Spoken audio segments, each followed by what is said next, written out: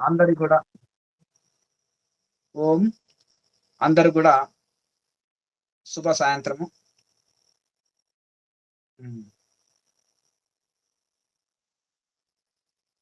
ఇప్పుడు మీరు క్లాస్‌లో పాల్గొన్నారు కాబట్టి మీకేమైనా సందేహాలుంటే అడగండి. ఈ ప్రాణాయామలో గాని, సాధనలో గాని మీకేమైనా డౌట్లుంటే అడగండి. అందరూ గూడా మన జీకేఎంసీ ఛానెల్‌ని సబ్‌స్క్రైబ్ జేసుకోండి. ప్లే లిస్ట్‌లో అన్ని వీడియోలుంటాయి. క్రియాయోగ ప్రశ్న జవాబులు, స్పిరిచ్యువల్ క్వెషన్స్ ఆన్సర్స్ ఉంటాయి. క్రియాయోగ క్వెషన్స్ ఆన్సర్స్ ఉంటాయి. అలాగే మనకు భగవద్గీత, పతంజలి సూత్రాలు వాటిపైన తర్వాత ఉపనిషత్తుల పైన, అలాగే యోగుల ఇంటర్వ్యూలు, హెల్త్ టిప్సు, క్లాసెస్‌లో ప్రవచనాలు ఇవన్నీ అన్నిటికి సంబంధించిన దీనికి దానికి ప్లే లిస్ట్ ఉంటది. అవన్నీ చూసుకోండి. ఫ్రీ టైమ్‌లో మీ డౌట్‌లు క్లియర్ చేసుకోండి. ఇప్పుడు మాత్రం ముఖ్యమైనవి సాధనకు సంబంధించిన సందేహాలేమన్నా మీకు డౌట్‌లుంటే అడిగి తెలుసుకోండి. ప్రతి ఆదివారం గూడా గంటన్నరలో ముగించుదాము క్లాసు. ఒక గంట సేపు Kriya Yoga meditation, half an hour questions answers.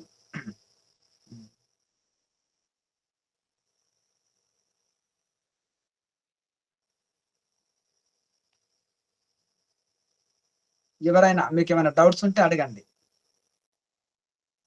సాధనలో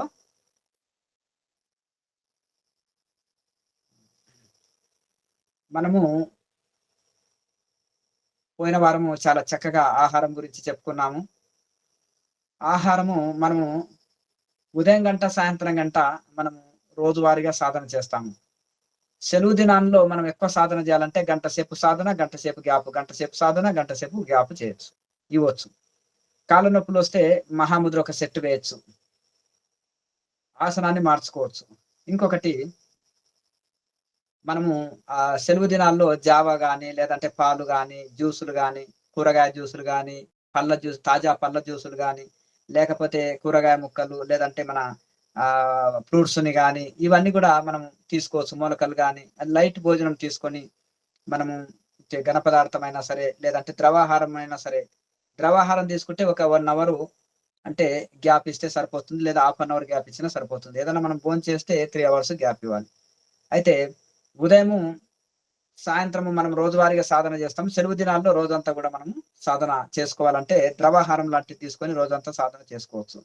ఈ లైట్ ఆహారం ఏందంటే జావాలో మనము పాలు లేదా మనము మన మజ్జిగ గాని లేదా అందులో కొంచెం వేసి కలిపి తర్వాత మన డ్రై ఫ్రూట్స్‌ని పౌడర్ ఒక టీ స్పూన్‌గా 2 టీ స్పూన్‌లు మనం కలుపుకున్నామనుకో మంచి ప్రోటీన్స్ అందుతుంది. శరీరానికి నీరసం రాదు. ద్రవాహారం తేలిక ఉంటుంది. రోజంతా సాధన చేసుకోవచ్చు.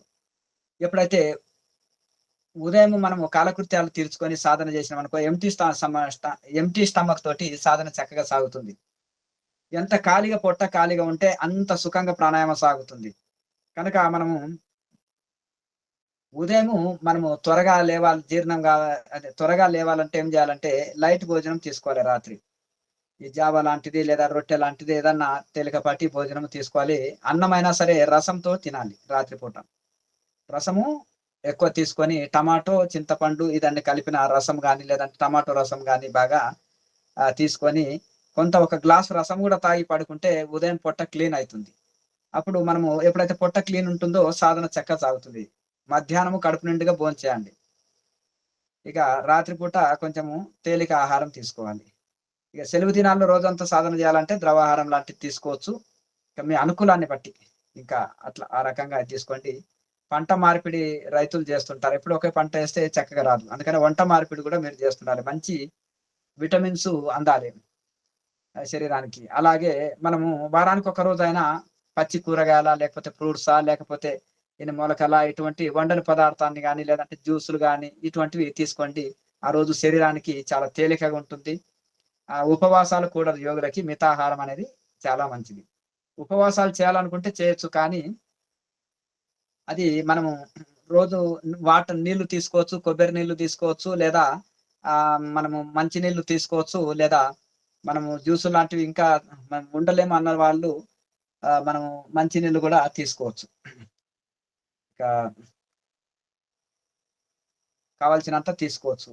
ఖాళీ పొట్టని అలాగే ఉంచడం వలన కొన్ని శరీరాలకి మనము 3 పూటల భోజనం ఇచ్చి సడెన్‌గా మనం భోజనం బంద్ చేసినప్పుడు కొంత ఇబ్బంది గూడా జరుగుతుంది కనుక మీరు అట్లా ఆ విధంగా ఉపవాసం చేయాలి, ఫాస్టింగ్ చేయాలనుకున్నోళ్ళు ఆ రకంగా మనకు ఇవి చేయండి. అయితే నమస్కారం ఇప్పుడు గురుగారు. ఆస నమస్కారం తల్లి. ఇప్పుడు ఆశ్రమంలో ఉందనుకోండి. ఆశ్రమంలో మేమేం చేస్తామంటే, మీరేం చేసేస్తారు అంటే మీరు కాకపోవచ్చు యోగ మార్గంలోకొచ్చిండ్రు గానీ భౌతిక ప్రపంచంలో ఎట్లుంటరంటే, ఇక ఫంక్షన్స్‌లలో గాని, బయట భోజనాలు గాని ఫుడ్ గూడా కలర్ ఏస్తున్నారా? ఏస్తలేరా చెప్పండి. అవునా గదా! ఫేస్‌కి మేకప్ ఏసినట్టుగా మరి మనము ఫుడ్‌కి గూడా రంగులు వేసుకుంటున్నాం. అసలు ఫుడ్‌కు రంగు వేస్తే లాభం ఏంటిది చెప్పండి? అట్రాక్షన్‌గా కనిపించడానికే గదా! కలర్‌ఫుల్‌గా కనిపించడానికే ఫుడ్డు. అవునా కదా! మరి ఆ యొక్క కలర్స్‌లో కెమికల్స్ ఉంటాయి. అవి మనకు పేగులకు క్యాన్సర్ రోగాన్నిస్తాయి. శరీరానికి రోగాన్నిస్తాయి. అవునా కదా! రుచిగా, శుచిగా మంచి విటమిన్స్ ఉండే ఆహారాన్ని చేసుకోవచ్చు. అంటే ఈ విధంగా తయారైంది. కనుక అటువంటిది మనము ఏందంటే చాలా చక్కగా ఆకుకూరలు చాలా మంచిది శరీరానికి. మనము పప్పు దినుసుల్లో రాగులు అంటే మనము అంటే జావకు రాగులు మంచిది. జొన్నలు, రాగులు, రొట్టె గాని, జావకు గాని చాలా మంచిది. త్వరగా జీర్ణమైతుంది. బీపీ, షుగర్‌లు రావు. చాలా మంచిది. అలాగే మనము మంచి పప్పు దినుసులని ఏవేవంటే మనం అలచందలు అంటారు. దాన్ని బెబ్బర్లు గూడా అంటాం. అలచందలు అదొక కేజీ. తర్వాత పెసర్లు ఒక కేజీ. తర్వాత మనకు ఒకటేంటిది మన ఏది హ్మ్. అలచందలు, పెసర్లు, అలాగే మనకు ఉలువలు, తర్వాత మనకు ఇవి ఆహ్, మినుములు, తర్వాత ఇట్లా ఈ రకంగా మనకు ఎన్ని కావాలంటే అన్ని పప్పు దినుసులు చాలా రకాలు ఉంటాయి. ఇవన్నీ గూడా మనము ఆహ్, తీసుకొచ్చి రోజు ఒక రకమైనవి పొట్టు తీయకుంటే ఫైబర్ చాలా బాగా ఉంటుంది. త్వరగా మనకు మంచి విటమిన్స్ అందుతుంది. మనము సోరకాయ, దోసకాయలు గాని, మనము అవి డైరెక్ట్ రాత్రి నానబెట్టి ఈ ఉదాహరణకు పెసర్లున్నాయనుకోండి. డైరెక్ట్ రాత్రి నానబెట్టి ఈ యొక్క కూరగాయలు ముక్కలు మనం కట్ చేసిన తర్వాత అందులో వేసి కుక్కర్‌లో పెట్టేసినా అది పూర్తిగా ఉడికిన తర్వాత అందులో ప్రతి కూరల్లో ఏం చేయాలంటే అల్లము ఎంత ఎక్కువేస్తే అంత మంచిది. ఉల్లిపాయ, వెల్లిపాయ మసాలా వస్తువు కిందకొస్తుంది. భగవద్గీతలో ఎందుకు నిషేధం చేయబడ్డది? శాస్త్రాల్లో ఎందుకు నిషేధం చేయాలంటే జీర్ణశక్తి పెంచవు. మసాలా వస్తువులు జీర్ణం కావు. ఇంకొకటి ఇవి ఆ రకంగా. కనుక అలాగే అల్లము కావాల్సినంత వేసుకోవచ్చు. జీలకర్ర తప్పనిసరి వేయాలి. ధనియాల పొడి తప్పనిసరి వేయాలి ప్రతి కూరల్లో. ఇక శరీరంలో బాగా బరువుండి ఎక్కువ ఇది ఉన్న వాళ్ళు కొంచెము వామ పొడి వేసుకోవచ్చు. వామ వేసుకోవచ్చు. శరీరంలో వాతం తీస్తుంది, నీరు తీసేస్తుంది. అలాగే చక్కగా గ్యాస్ ట్రబుల్ మలబద్ధకం కూడా తీసేస్తుంది. వేడి ఎక్కువ హెవీ వేడి ఉన్న హీట్ బాడీ ఉన్న వాళ్ళు వేసుకోకండి. వాత శరీరం ఉన్న వాళ్ళు అది వామ వేయండి. అలా కొత్తిమీర తప్పనిసరి ఉండాలి. నువ్వుల పొడి లేదా వేరుశెనక్కాయ పొడి లేదా మన మనకు ఏది పచ్చి కొబ్బరి తూరుము లేదా పచ్చి కొబ్బరి పాలని లేదా పచ్చి కొబ్బరి వెండు కొబ్బరి పొడిని కూరల్లో అది కొంచెం వేసినా శరీరానికి మంచి ప్రోటీన్ అందుతుంది. నూనెలు తక్కువ ఉండాలి. మసాలాలు లేని భోజనం తీసుకోవాలి. ఇవి శరీరానికి చాలా శ్రేష్టం. తాజా పళ్ళు, పాలు, సాత్విక భోజనం ఇవి చాలా మంచిది. మితాహారం పొట్టని 4 భాగం చేస్తే సగభాగం ఆహారము, పావు భాగము నీరు తీసుకునేట కోసం, పావు భాగం శ్వాస కోసం ఖాళీగా వదిలిపెడితే దీన్ని మితాహారం అంటారు. శుద్ధాహారం, శాకాహారం, మితాహారం తీసుకోవాలి. మనము తిండి అంటే మనం తీసుకునే భోజనము మరియు నిద్ర మరియు పనులు మరియు అన్ని వ్యవహారం అన్ని గూడా మితంగా ఉండాలి. మితి తప్పితే గతి తప్పుతుంది కాబట్టి అన్నిట్లలో మితంగా ఉంటే ఉండాలి. సాధనని నెమ్మదిగా పెంచుతూ పోతుండాలి. అప్పుడు మనము అనుకున్న లక్ష్యం చేరుతాం. మీకేమైనా డౌట్‌లుంటే ఇప్పుడు అడగండి. హ్మ్. హ్మ్. అమ్మగారు ఏదో గురుగారు హ్మ్. అది అవునండి. మీరు పొద్దున్న పూట ధ్యానం చేయమన్నారు గదా! కానీ అంటే మన ప్రాణాయామం చేసి ధ్యానం చేశాక విపరీతమైన నిద్ర వస్తుంది. సో, ఎప్పుడైనా ఇప్పుడు 4 గంటలకి హ్మ్. లేచి ధ్యానం జేసుకున్నాక మళ్ళీ లేవాల్సొస్తుంది పిల్లలు, ఆఫీస్ ఇదంతా గురించి. సో, అందుకని ఇంక హ్మ్. పొద్దున హ్మ్. చేయలేకపోతున్నాము. ధ్యానం రాత్రంటే అయితే ఒకటి పర్వాలేదు. చూడండి మీరు, బట్ హ్మ్. ఉదయం ఏం జేయాలంటే కొంచెము మనం సాయంత్రం పూట ఎర్లీగా భోంచేసుకొని త్వరగా భోంచేసుకొని త్వరగా మనము విశ్రాంతికి వెళ్ళినట్టయితే టీవీ చూసుకుంటా, ఫోను చూసుకుంటా కాకుండా ఏది మనము మనం త్వరగా భోంచేసుకొని త్వరగా మనము విశ్రాంతి తీసుకుంటే త్వరగా లేవగలుగుతాము.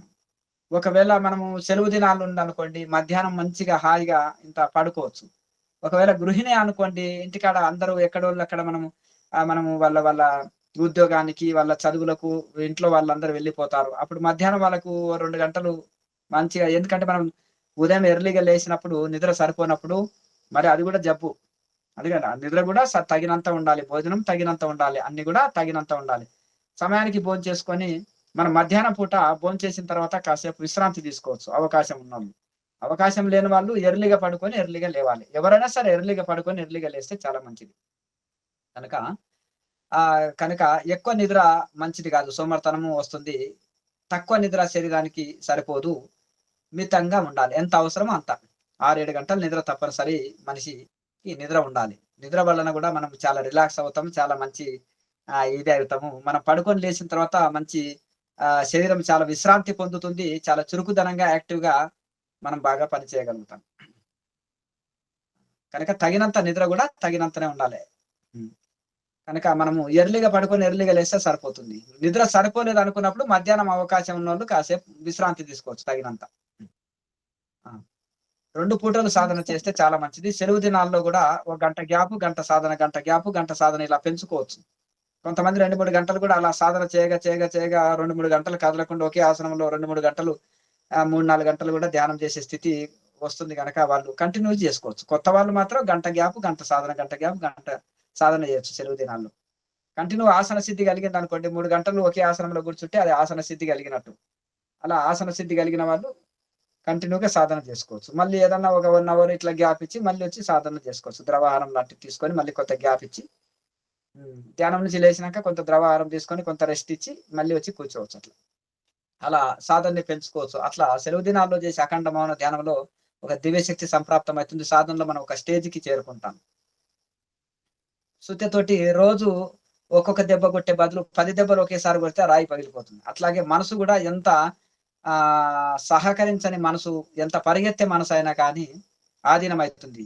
ఎంత పశువు అయినా, ఎంత ఏనుగైనా, మదపుటేనుగు, అడవేనుగైనా గొలుసు పెట్టి కట్టేస్తే ఒక ఒక రోజంతా లాగుతుంది. ప్రయత్నం చేస్తుంది. నా వల్ల కాదని అక్కడ వేసిన మేతని తిని అక్కడే ఉండిపోతుంది. మనసు గూడా ఏం చేస్తుందంటే ప్రాణాయామాభ్యాసము, విచారణ, భగవంతునికి శరణాగతి ఇవి తప్పనిసరి ఉండాలి.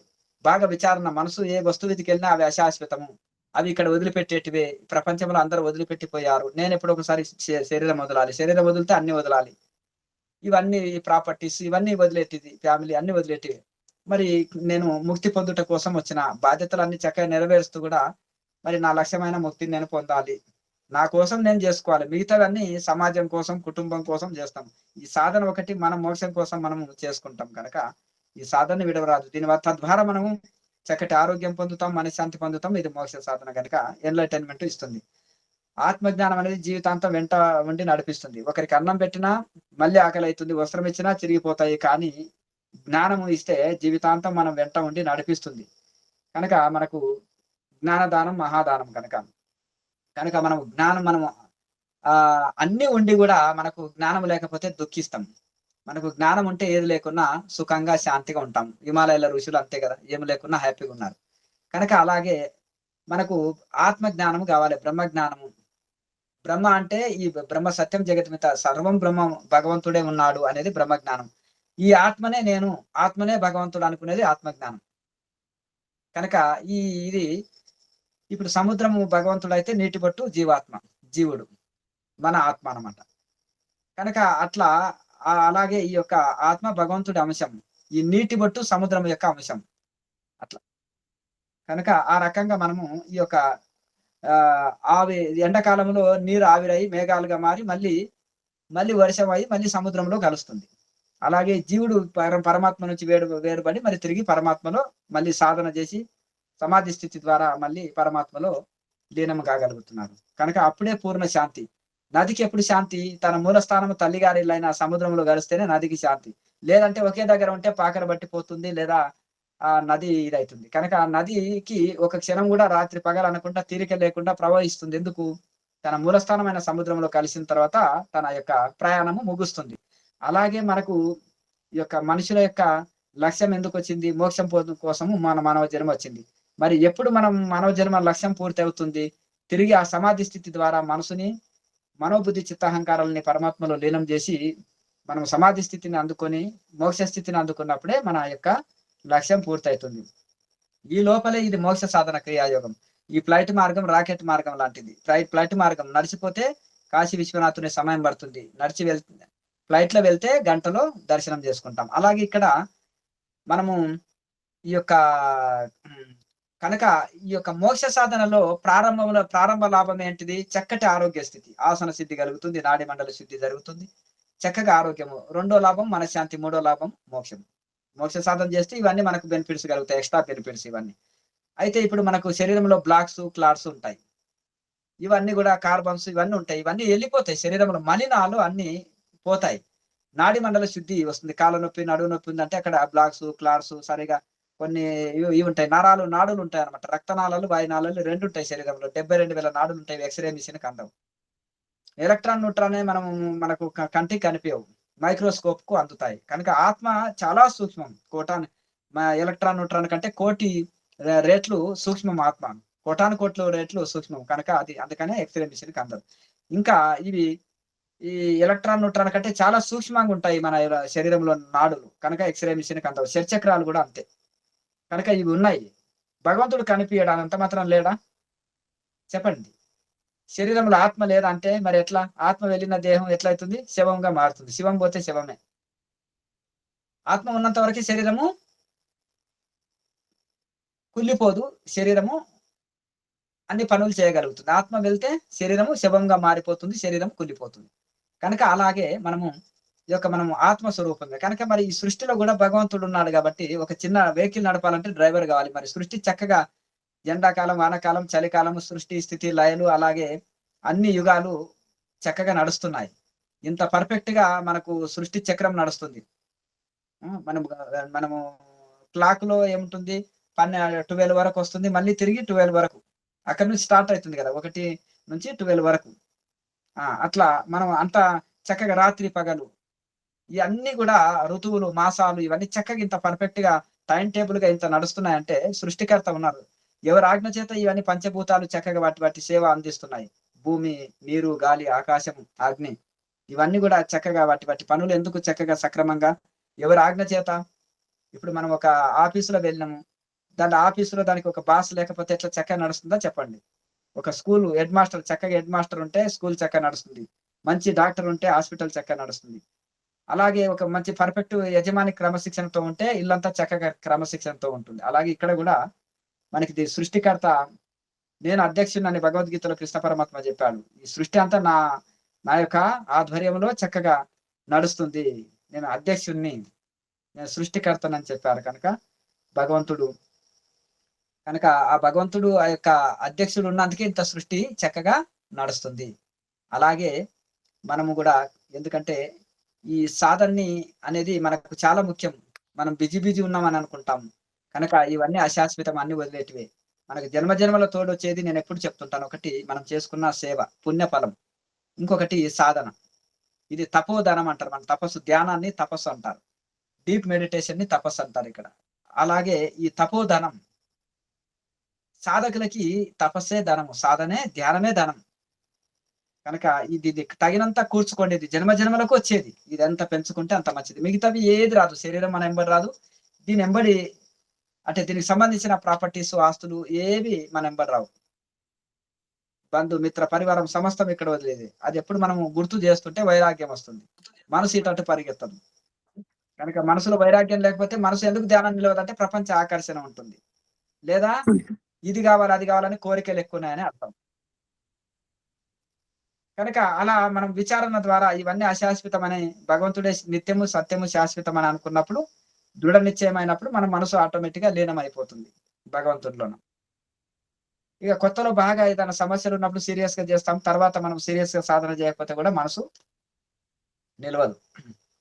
ఎందుకంటే మళ్ళీ తిరిగి అంత తీవ్రతతోటి మనం ప్రయత్నం చేస్తే తప్పకుండా మళ్ళీ ఇక చక్కగా మనకు సాధన కుదురుతుంది. కనుక వేదాంత విచారణ నిరంతరము శరణాగతితో, తపనతో నిరంతరము ధ్యాన యోగం జేయాలి. అప్పుడే మనము ప్రతిరోజు స్కూలుకెళ్తున్నాము, కాలేజీకి వెళ్ళినాము, రోజు మనం హోంవర్క్ చక్కగా చేసినాము, తర్వాత ఎగ్జామ్స్ రాసినాము. ఎన్నో పరీక్షలో నెగ్గి ఉద్యోగం తెచ్చుకున్నాము. అలాగే ఇక్కడ గూడా ఏదో గుర్తుకొచ్చినప్పుడు ధ్యానం గాకుండా అనేక విఘ్నాలు, అనేక పరీక్షలుంటాయి. చదివే వారికి పరీక్ష, చదవని వారికి ఏ పరీక్ష ఉండదు. ఎగ్జామ్స్ ఏముండవు వారికి. అలాగే సాధన చేసే వాళ్ళకి అనేక రకాల పరీక్షలుంటాయి. స్టార్టింగ్‌లో మనసు నిలవదు. తర్వాత మనసు నిలుస్తుంది. తర్వాత మంచి నెగెటివ్ ఆలోచనలొస్తాయి స్టార్టింగ్‌లో. తర్వాత పాజిటివ్ ఆలోచనలొస్తాయి. తర్వాత దైవ అనుభూతులొస్తాయి. తర్వాత అవి గూడా ఆగి దైవంలో మనసు లీనమై ఎంతో శాంతిని పొందుతాం.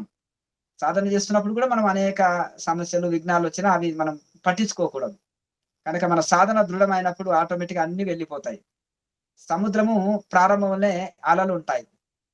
నడి సముద్రంలోకి పడవ వెళ్ళిందనుకోండి అలలే ఉండవు. నిశ్చలంగా ఉంటది. నడి సముద్రం వలె, గంభీరం వలె అంటారు కదా వేదాంతంలో. నడి సముద్రం వలె చక్కగా ఎంత గంభీరంగా ఉంటుందనమాట. నీళ్లు కదలకుండా, చలించకుండా. అలాగే మనం ధ్యాన స్థితిలో ఉన్నప్పుడు గూడా అలాగే మనసు చలించకుండా నిశ్చలమైనప్పుడు అట్లా ఆ రకంగా మనం నిశ్చలంగా ఉండగలుగుతాం. సముద్రము ప్రారంభంలో అలలున్నట్టు సాధన ప్రారంభంలోనే కొత్తల్నే ఎక్కువ మనసు సహకరించదు. శరీరం సహకరించకుండా ఉంటుంది. తర్వాత సాధనని బాగా పెంచుకుంటూ మంచి వైరాగ్యంతో బాగా సాధనని పెంచుకున్నప్పుడు శరీరం, మనసు ఎప్పుడైతే మనకు ఆధీనంలోకొచ్చినాయో పరమాత్మలో మనసు లీనమై ఎంతో శాంతిని, ఆనందాన్ని మనము అందుకొనగలుగుతామనమాట. కనుక మన లక్ష్యమైన ఈ యొక్క పరమాత్మని చేరుకోవడమే మన లక్ష్యము. మన లక్ష్యమైన ఈ యొక్క సాధనని విడవకూడదు. ఇంకేమైనా డౌట్లుంటే అడగండి. మీకేమైనా సందేహాలుంటే అడగండి. డౌట్స్ ఉన్నాయా ఏమన్నా? ఇక స్వామీజీ చక్కగా రోజు సాధన చేసుకోండి. ప్రతి ఆదివారం మనకు క్లాసులుంటాయి గనక, సండే క్లాసుల్లో మనకు ఈశ్వరానుగ్రహంతోటి మనకు 12A, ఐటీజీ, ఎఫ్‌సిఆర్‌ఈ అన్నీ యాడ్ అయినాయి.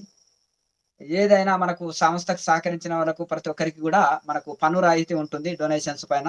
అలాగే ఇవి మనకు ఇంకొకటి ఇక్కడ నిత్య అన్నదానం గూడా మన ఆశ్రమంలో ఉంటుంది. G50 ప్రోగ్రామ్స్ జిల్లాల వారీగా పెడుతున్నాము. అలాగే మన ఆశ్రమంలో గూడా హ్మ్. క్రియాయోగ క్లాసులుంటాయి. ఫెస్టివల్స్‌ని గూడా అన్ని జరుపుతాం. ఎవరైనా అన్ని కార్యక్రమాల్లో ఫ్రీగా పాల్గొనవచ్చు. ఆశ్రమంలో ఎన్ని రోజులైనా స్టే చేసి సాధన జేసుకోవచ్చు. అన్ని వసతులుంటాయి. ఇక్కడ గూడా మేము ఇంతవరకు చెప్పినాం. మనకెకైతే మన పూర్వీకులు జీవన విధానము మనం గూడా గడిపినట్టయితే, మనం గూడా చక్కగా వారిలాగా దృఢంగా, ఆరోగ్యంగా ఉండగలుగుతాం. సైంటిఫిక్ ఉంటుంది. మనం కూరల్లో వేసుకునే కొన్ని ఉంటాయి. ఏవైతే ఉంటావో ఇవన్నీ గూడా మనం జీలకర్ర, వాము, మనం వేసే ఏదంటే అల్లము, తర్వాత మనకు ధనియాల పొడి ఇవన్నీ ఉంటాయి గదా! ఇవన్నీ గూడా మనకు నువ్వుల పొడి, పల్లి పొడి, తర్వాత ఇవన్నీ ఉంటాయి. మనం వేసే కూరల్లో వేసుకునే ప్రతి దాంట్లో గూడా మంచి ప్రోటీన్స్ మంచివనేసి ఎన్నో రకాల పప్పులున్నాయి. ఇప్పుడు ఆశ్రమంలో ఉంటుంది. ఉదయము జావ, ఉప్మా, మధ్యాహ్నము ఒక పూటనే రైసు. తగినంత తీసుకోవచ్చిది. లిమిట్ లేదు. ఇంత తినాలని కొలత పెట్టము. ఎవరికి కావాల్సినంత వాళ్ళు తీసుకోవచ్చు. రాత్రి పూట పులక అంటే రొట్టె. అందులో నూనె లేకుండా నూనెలు తక్కువ వాడాలి. మసాలాలు ఉండకూడదు. మంచి విటమిన్ అనే ఆహారం ఉండాలి. ఇప్పుడు ఒక పూట అలచందనాలు, ఒక పూట అంటే బెబ్బర పప్పు, బెబ్బర అంటే అలచందనం పప్పు, ఒక పూట పెసరపప్పు, ఒక పూట ఉలువ పప్పు, ఒక పూట మినపప్పు, ఒక పూట శనగపప్పు, ఒక పూట కందిపప్పు. ఎన్నాయే? 6 అయింది. 6 అయినాయి. ఇంకా ఎన్ని వెరైటీలుంటే అన్ని రకాల పప్పులు ఒక్కొక్క రోజు ఒక్కొక్కటి. అటు ఓ రోజు కూరగాయలు, ఆకుకూర తప్పనిసరి ఉండాలి. ఐరన్ కంటెంట్ బాగుంటుంది. అది జీర్ణశక్తి బాగా పెరుగుతుంది. అలాగే మనం నూనె ఎక్కువ పోస్తాం. నూనె కంటే కూడా పల్లి పొడి వేయండి, లేకపోతే నువ్వుల పొడి వేయండి. నువ్వుల పొడి వేడి అదే శరీరంలో ఉండే వాయువాతాల్ని తీసేస్తుంది. మంచి ఇవుంటాయన్నమాట. అలాగే పచ్చి కొబ్బరిని మిక్సీ వేసి కొబ్బరి పాలు పోయండి. పప్పులో గాని, సాంబార్‌లో గాని ఎంత రుచి వస్తాయి. జీర్ణం కాదంటారు కొబ్బరి వేస్తే. అల్లం వేయండి తగినంత. ఎందుకు జీర్ణం అయితుంది. అల్లం ఎక్కువేసినప్పుడు కొంచెం కారం తగ్గియాలి. ఎందుకంటే కారంగా ఉంటుంది. రుచిగా, శుచిగా చేసుకోండి. తినండి. ఆహారానికి, సాధనకి ఏం లింక్ అంటే ఎప్పుడు చెప్తుంటా నేను. స్థూలాంశము ఆహారంలో స్థూలాంశం మలంగా మారుతుంది. సూక్ష్మాంశం మనసుగా మారుతుంది. ఇంకొకటి మంచి ప్రోటీన్ ఉండే ఆహారం ఇయ్యాలి. శరీరం దృఢంగా చేసుకోవాలి. అలాగే మితమైన ఆహారం ఉండాలి. త్వరగా జీర్ణమయ్యేటట్టుగా అందులో మనం ఇంతవరకు చెప్పాం. త్వరగా జీర్ణం కావాలంటే అల్లము, జీలకర్ర, ధనియాల పొడి తప్పకుండా వేయాలి. ఇంగా వాతం ఉన్నవాళ్ళు వామ గూడా వేయండి. అది జీర్ణశక్తి బ్రహ్మాండంగా పనిచేస్తుంది. కనుక ఆ రకంగా కొత్తిమీర తప్పనిసరి వేయండి. త్వరగా జీర్ణమైతుంది. ఓ పూట జావ లాంటివి తీసుకున్నామనుకో త్వరగా జీర్ణమైతుంది. బీపీ, షుగర్‌లు రావు. ఆ రాగులు, జొన్నలతోటి రొట్టె చేసుకోండి. బీపీ, షుగర్‌లు రావు. త్వరగా జీర్ణమైతుంది. దాన్నే జావ గూడా చేసుకోవచ్చు. వాటి పిండితోటి. రొట్టె చేసుకోవచ్చు, జావ చేసుకోవచ్చు. రాగులు, జొన్నలు రెండిటిని కలిపి పెట్టినప్పుడైతే. అట్లా అందుకనే కొంతమంది ఈడ జాయిన్ అయిన తర్వాత ఓ 2 నెలల తర్వాత బీపీ, షుగర్‌ని చెక్ చేసుకుంటే ఇవేం లేవు స్వామి నార్మల్‌గా ఎట్లొచ్చినాయి టాబ్లెట్లే వాడతలేనంటే, మీ ఇంటికాడ ఏం చేస్తామంటే, మా ఆవిడ రొట్టెలు చేసే ఓపిక లేదు, కోపం అయితుంది. రోజు అన్నమే పెడుతుంది స్వామి. ఎందుకంటే టీవీ సీరియల్ చూడడానికి వాళ్ళకి టైం ఉండదు గనక. కుక్కర్‌లో అయితే పెట్టి స్విచ్ చేస్తే రైస్ అయితుంది. రొట్టెలయితే చేయాలి. ఇవన్నీ ఎందుకు తలనొప్పి అని ఇవన్నీ మారిపోయినాయి. ఇక ఇడ్లీ, దోస తిన్నా ఏముంటుంది అది బియ్యం పిండే గదా! అందుకనే వచ్చింది స్వామి. ఓహో! ఇక్కడ మరి ఎందుకు అనంటే ఏం పెడుతున్నాం ఉదయం అంటే రాగి జావా స్వామీజీ. రాగి జావా ఉంది. రాగి జావా ఏం చేస్తుంది? బీపీ, షుగర్‌లని కంట్రోల్ చేస్తుంది. త్వరగా 3 పూటలు రైస్ తినే వరకు జీర్ణశక్తి సరిగ్గా పనిచేయదు. హెవీ భోజనం చేయకుండా ద్రవాహారం లాంటిది కాబట్టి రాగి జావ తగినంత తాగేవాడంటే పొట్ట క్లీన్ అయితుంది. పేగులన్నీ కడిగి శుద్ధి అయితుంది. బీపీ, షుగర్‌లని కంట్రోల్ చేస్తుంది. ఓకే. మరి మధ్యాహ్నం ఏందంటే రైస్ ఇస్తున్నాము. అందులో కూరలు కూడా చాలా అద్భుతంగా జీర్ణశక్తి పెరిగేది. ఐరన్ కంటెంట్ ఉన్నది. పప్పు దినుసులు, రకరకాల ఆకుకూరలు మంచిగా ఉన్నాయి. మరి రాత్రి ఏమి ఇస్తున్నావు? నూనె లేనిది చపాతీ, రొట్టెలు కూడా త్వరగా జీర్ణం ఇచ్చేటిది. అందులో కూడా కూరగాయలు, ఆకుకూరలు, కూరగాయలతోటి మంచి ఇది ఉంది కాబట్టి ఇలా ఆహారం డైట్‌లో ఇక్కడ మార్పొచ్చింది. ఇంకోటి ఈడ ప్రాణాయామ అభ్యాసం, ముద్రలు, సాధన చేస్తున్నావు. ప్రశాంతం ఉంది. పల్లెటూరు గనక స్వచ్ఛమైన ఆక్సిజను, చుట్టూ తులసి వనం లాగా చెట్లుంటాయి కాబట్టి ప్రకృతి మంచి ఆక్సిజన్, మంచి స్వచ్ఛమైన గాలి పల్లెటూరు వాతావరణంలో అందుతుంది. సాధన ఉంటుంది. ప్రశాంతంగా ఉంటున్నావు. కనుక అన్ని రకాలుగా ఏ ఒత్తిళ్ళు లేకుంటున్నావు కాబట్టి అన్ని కంట్రోల్ వచ్చినాయి. శరీరంలో బీపీ, షుగర్‌లు అన్ని కంట్రోల్ ఆటోమేటిక్‌గా వచ్చేసినాయని చెప్తాం. మరి ఈ పద్ధతి మీ ఇంటి దగ్గర గూడా మీరు ఆచరించినట్టయితే అన్ని కంట్రోల్‌లో ఉంటాయి శరీరంలో. ఏ జబ్బులు రావని చెప్పడం జరిగింది. కనుక మొదటి లాభమే క్రియాయోగములో ఆరోగ్యము, రెండో లాభం మనశ్శాంతి, మూడో లాభం మోక్షం. అందరూ బాగా సాధన చేయండి, తరించండి. ఎప్పుడు ఇండియా వచ్చినా ఓ 3 రోజులు ఉండి ఈడ సాధన చేసుకొని పోండి ఫ్యామిలీతోటి వచ్చేసి. ఇప్పుడు సమ్మర్ క్యాంపులు గూడా ఉన్నాయి. 15, 16, 17 తేదీ. మీ పిల్లలకి ప్రత్యేకమైన శిక్షణలుంటాయి. వృద్ధులకి ప్రత్యేకమైనవి, స్త్రీలకు ప్రత్యేకమైన శిక్షణలుంటాయి. 3 రోజుల క్యాంపులు. అలా అంతటా ఇవన్నీ గూడా కార్యక్రమాలు అందరూ గూడా క్రియాయోగులు కావాలి. అందరూ సాధన చేయాలి, తరించాలి. ఇగ ప్రతి ఆదివారం ఉంటుంది. మీరు పాల్గొనడంతో పాటు మీ బంధుమిత్రులని గూడా ఎన్ఆర్ఐలని మన గ్రూప్ లింక్ పంపండి అందరూ. లింకుని షేర్ చేయండి మీరు షేర్ చేస్తే వాళ్ళని జాయిన్ కావని చెప్పండి. ఆసక్తి ఉన్నోళ్ళకు ఎవరైనా డిప్రెషన్‌లో ఉంటారు, ఆరోగ్యం సరిగుండదు, మనశ్శాంతి ఉండదు, రకరకాల్లో ఇదయిపోతుంటారు. చాలా మంది ఏం చేస్తారంటే అవి తట్టుకోనికే డ్రగ్స్‌కు, వైన్స్‌కు, స్మోక్‌కు ఇదయితుంటారు. ఇంక పార్టీలు, క్లబ్బులు అని శరీరంలో శక్తి అంతా తీసేసుకొని డిశ్చార్జ్ చేసుకుంటుంటారు. సండే వచ్చిందంటే డిశ్చార్జ్ చేస్తారు శరీరంలో. అవునా కదా? కానీ రీచార్జ్ చేసుకోవాలి మనం. చక్కగా మనం సాధనలో గడిపి. సాధనలో గడిపితే రీచార్జ్ అవుతుంది. ఆ!